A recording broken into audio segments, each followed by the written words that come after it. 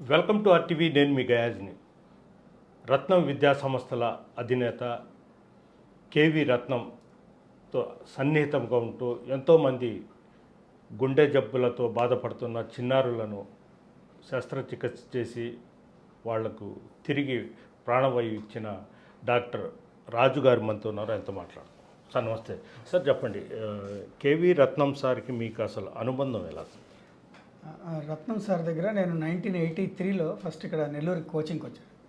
Short term కోచింగ్లో 1983లో ఒక 40 days కోచింగ్కి వచ్చాను, ఇంటర్మీడియట్ అయిపోయిన వెంటనే. అప్పుడు ఆ షార్ట్ టర్మ్ కోచింగ్లోనే నాకు ఎంబీబీఎస్ సీట్ రావడం జరిగింది. సార్ దగ్గర కోచింగ్ తీసుకున్నప్పుడు ఒక రకంగా చెప్పాలంటే ఆ కోచింగ్కి రావడం వల్లే నాకు ఆ ఓఎంఆర్ షీట్స్ చూడటం కానీ, ఆ ఎంట్రన్స్ ఎట్లా ఉంటుంది ప్యాటర్న్ అంతా కూడా తెలియడం జరిగింది. సో అక్కడి నుంచి అయిన తర్వాత మళ్ళీ మెడిసిన్, ఎంబీబీఎస్, ఎండి రెండు అక్కడ తిరుపతిలో కంప్లీట్ చేశాక డిఎం కార్డియాలజీ నేను చేసేసి మళ్ళీ నిజామ్స్లో చేసిన తర్వాత మహావీర్లో పనిచేసేటప్పుడు సార్ ఒకసారి అక్కడికి రావడం జరిగింది. అప్పుడు నేను కలిసి దాన్ని గుర్తు చేసిన తర్వాత ఇట్లా మాదిరి ఉన్నది. తర్వాత నేను నెల్లూరు మూవ్ అవ్వడం జరిగింది. నెల్లూరుకి వచ్చినప్పటి నుంచి కూడా సారు కంటిన్యూస్గా టచ్లో ఉంటున్నారు. తర్వాత 2005లో అప్పుడు చిన్నపిల్లలకి గుండె జబ్బుల గురించి పెద్ద ప్రాబ్లం అయింది. ఒకసారి ఒక 2-3 పిల్లలు చనిపోవటం. అప్పుడు మందాకృష్ణమాది గారు వాళ్ళని సచివాలయం వరకు ఇచ్చేయటం, సెక్రటేరియట్ వరకు చేయడం, హార్ట్లో హోల్ ఉన్న వాళ్ళందరూ.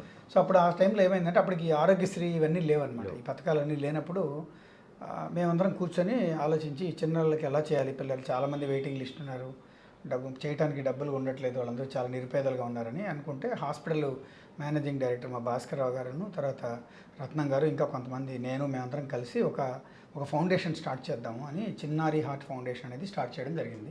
దానికి రత్నం గారిని చైర్మన్గా ఉంచి ఆయన ముందు కొంత డొనేషన్ ఇచ్చి, తర్వాత జేకే రెడ్డి గారు, తర్వాత జైన్స్ అందరూ కూడా డిఫరెంట్ కమ్యూనిటీస్ నుంచి చాలామంది ఎంప్లాయీస్ వాళ్ళు వన్ డే శాలరీ అలా ఇవ్వటం, చాలా అనూహ్యమైనటువంటి స్పందన వచ్చింది ఆ రోజుల్లో. సో 2005లో ఆ సంస్థ స్టార్ట్ చేసిన తర్వాత మొదటి 2 నెలల్లోనే 20 సర్జరీలు చేసాం. 20 సర్జరీలు చిన్నపిల్లలకి కంప్లీట్గా టోటల్గా ఫ్రీగా చేసాం. అది చేసిన తర్వాత ఇంకా స్పందన పెరిగి దాదాపు 140 మందికి ఉచితంగా ఆపరేషన్ చేయడం జరిగింది చిన్నపిల్లలకి. ఆల్మోస్ట్ డిస్ట్రిక్ట్లో, నైబరింగ్ డిస్ట్రిక్ట్స్లో వెయిటింగ్ లిస్ట్లో ఉన్న చిన్నారులకు అందరికీ కూడా, నిరుపేదలకి.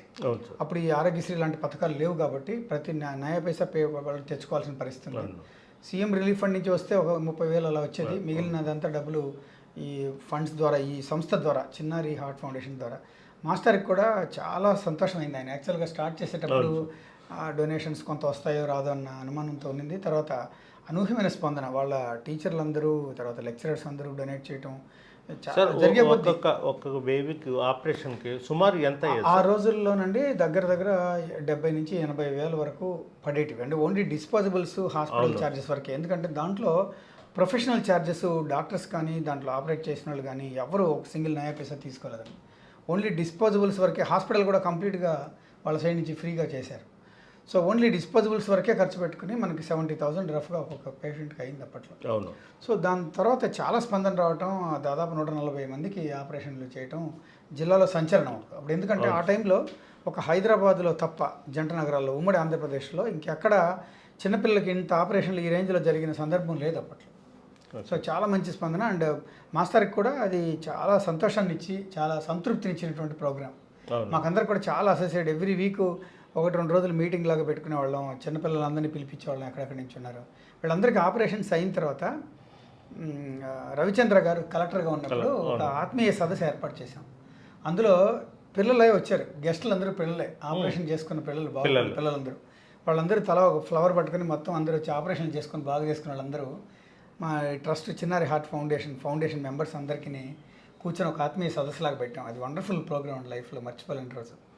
సో మాస్టర్కి ఆ విధంగా పరిచయం ఏర్పడతాం. తర్వాత ఇక్కడ కూడా నెల్లూరు జిల్లాలో ఏ ప్రోగ్రామ్ జరిగినా ఆయన ముందుండేవారు. ఇప్పుడు ఆ పిల్లలు మొత్తం 150 మంది కావచ్చు, 200 మంది కావచ్చు, ఈ ఆపరేషన్స్ చేయకుంటే ఆ పిల్లలు మొత్తం చనిపోయేవాళ్ళు. అప్పట్లో ఇంకా వేరే మార్గమే లేదు. దే యూజ్డ్ టు డై అంతే, వేరే ఆల్టర్నేటివ్ లేదు అప్పట్లో.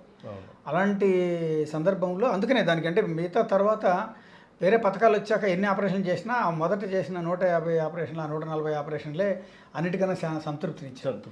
దాన్ని ఇన్స్పిరేషన్గా తీసుకుని తర్వాత రాజశేఖర్ గారు కలెక్టర్గా వచ్చారు నెల్లూరుకి.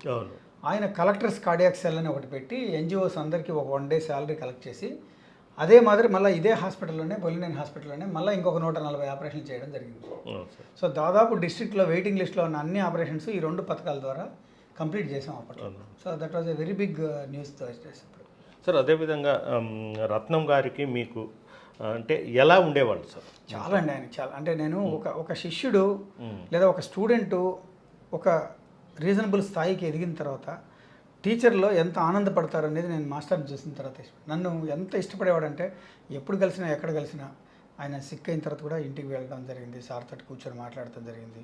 వాళ్ళ ఇంట్లో ఏ ఫంక్షన్ జరిగినా నేను వెళ్ళటం జరుగుతుంది. వాళ్ళతో కుటుంబ సభ్యుల్లాగానే వేణు కానీ తర్వాత కిషోర్ కానీ వాళ్ళ ఇంట్లో వాళ్ళందరూ ఒక ఫ్యామిలీ మెంబర్ లాగానే ఉండేవాళ్ళు. ఇంట్లో ఏదైనా వచ్చినా వెళ్ళటం కానీ చాలా ఆప్యాయంగా మాట్లాడతారు. వాళ్ళ గృహప్రవేశాలకి ఏ ఫంక్షన్కి వెళ్ళినా కూడా సార్ తోటి కూర్చొని ఆయన కాళ్ళకు దండం పెట్టుకుని, ఎందుకంటే ఆయన వల్లే నాకు నా లైఫ్ ఒక మలుపు తిరిగింది. లేకపోతే నేను మెడిసిన్ వైపుకి వచ్చిండేవాడిని కాదేమో, మెడిసిన్ సీట్ రాకపోతే నేను వేరే రకంగా ఉండేవాడిని. అంటే ఆయన పొలంలో పండిన ఫలం టైప్ ఎంతోమంది అండి నాలాగా ఎంతోమంది వేల మంది స్టూడెంట్స్ ఉన్నారు ఆయనకి, వాళ్ళలో నేను ఒకటి.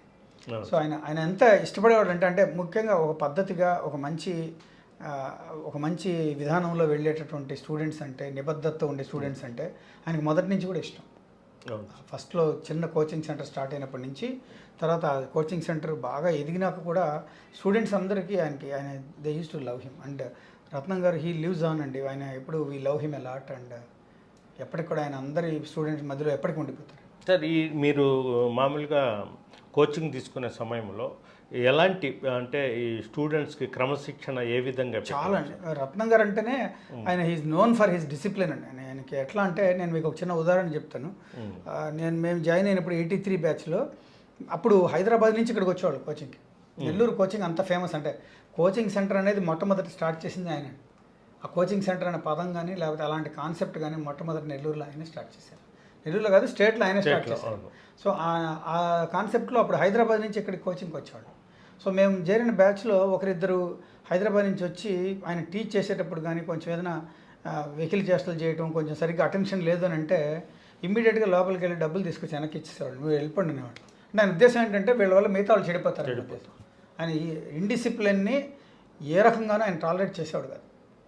ఆయన త్రూఅవుట్ లైఫ్ ఆయన ఆ డిసిప్లిన్ అలాగే మెయింటైన్ చేశారు. అందుకని ఆయన he is known for his discipline and ఆయన పద్ధతి మాట కానీ ఆయన లోపల he is very good at heart. But ఆయన ఇండిసిప్లిన్ అస్సలు టాలరేట్ చేయడం. డిసిప్లిన్ అంటే ఆయన ప్రాణం. చాలా చక్కగా ఆయన ఇవాళ కొన్ని వేల మంది స్టూడెంట్స్ ఇండియాలోనైతేనేమి విదేశాల్లో అయితేనేమి ఆయన స్టూడెంట్స్ ఎంతోమంది, కొంతమంది డాక్టర్ కోర్సుల్లో ఉన్నా, కొంతమంది ఇంజనీరింగ్ కోర్సుల్లో ఉన్నా, కొంతమంది వ్యాపారవేత్తలుగా అయినా పారిశ్రామికవేత్తలైనా ఏ రకంగా ఉన్నా కూడా ఆయన స్టూడెంట్స్ అందరూ దే లవ్ హిమ్ ఇప్పటికీ. సో ఇవాళ ఆయన లేకపోవడం మాకు అందరికి కూడా తీరని లోటు. ఆయన ఎప్పుడు మా మనసులో మా మదిలో మా గుండెల్లో ఎప్పుడు నిల్చుంటారు ఆయన. సరే ఈ ఆపరేషన్స్ ఈ పిల్లలు చేసినప్పుడు అంటే ఒకరికి ఇద్దరికి చేస్తూ ఉంటారు కదా, ఆ స్పాట్ వచ్చి కూడా చూసేవాళ్ళు ఆయన అంటే ఆపరేషన్స్ ముందు మేము మీటింగ్లో డిసైడ్ చేస్తామండి. ఎవరెవరు ఎక్కడెక్కడి నుంచి వచ్చిన వాళ్ళు చూసుకొని వాళ్ళ ఆర్థిక స్తోమత ఏంటి, వీళ్ళకి మనకి ఎలిజిబిలిటీ ఇవ్వచ్చా లేదా వాళ్ళకి మన ఫండ్ ఒకసారి ఓకే చేశాక ఈ కేసెస్ మనం చేయాలి ఈ వీక్లో అని అనుకున్నప్పుడు ఆయన పేరెంట్స్ వాళ్ళు వచ్చి ఆయన కలుస్తారు. మొత్తం ట్రస్ట్ మెంబర్స్ అందరూ ఉండేవాళ్ళు, ఇంకొక 5-6 మంది మెంబర్స్ ఉండేవాళ్ళు. అందరూ కలిసిన తర్వాత వాళ్ళు ఓకే అన్నాక ముందు ఆపరేషన్ అయిపోతుంది. అయిపోయిన తర్వాత డిశ్చార్జ్ అయ్యేటప్పుడు ఆయన వచ్చే అందరిని కలుస్తారు వాళ్ళని. తర్వాత డిశ్చార్జ్ అయ్యాక కూడా వాళ్ళు మళ్ళీ వెళ్ళి పర్సనల్ కూడా కలిసేవాళ్ళు వాళ్ళ మెంబర్స్ని అందరినీ. ఆపరేషన్ అయిపోయి డిశ్చార్జ్ అయిన తర్వాత ఆయన డిశ్చార్జ్ అయ్యేటప్పుడు ఆయన వచ్చి ఒకసారి అందరినీ వాళ్ళని వెళ్ళిపోయిన చూడటం, తర్వాత మనకు ఆ ఫండ్లోంచి వాళ్ళకి హాస్పిటల్కి దానికి సంబంధించిన అమౌంట్ రిలీజ్ చేయడం అలా ఉండేది. అంటే ఎప్పుడు మేము అంటే ఒకసారి స్టార్ట్ చేసినాక వెనక్కి ఎప్పుడు తిరిగి చూడలేదండి. అంటే ఫండ్ తక్కువ ఉందనో లేకపోతే లేదనో ఎప్పుడు ఆగిన సందర్భం లేదు. అటెస్ట్ ఇచ్చి ఉన్నవన్నీ ఎవరెవరు ఎలిజిబిలిటీ ఉన్నారో ఎవరెవరు మనం ఈ సెంటర్లో చేయగలమో వాళ్ళందరికీ కూడా చేసుకుంటూ వెళ్ళాం. ఓకే సార్, ఈ ఆపరేషన్ విషయంలో మీకు అవార్డు కూడా ఇచ్చారు. అవును, చిన్నారి హార్ట్ ఫౌండేషన్కి చాలా మంచి రికగ్నిషన్ వచ్చింది.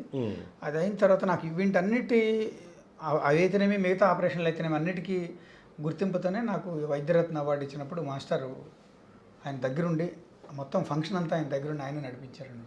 వైద్యరత్నాన్ని మన 25 కళా సంఘాల తరపున కృష్ణారెడ్డి గారు తర్వాత వాళ్ళందరూ మొత్తం చేసిన దాంట్లో ఆ ఫంక్షన్లో ఆయన గెస్ట్గా వచ్చారు. మొత్తం ఫంక్షన్ అయిపోయేంత వరకు ఆయన ఉండి దగ్గరుండి అన్ని చూసుకుని వెళ్ళారు.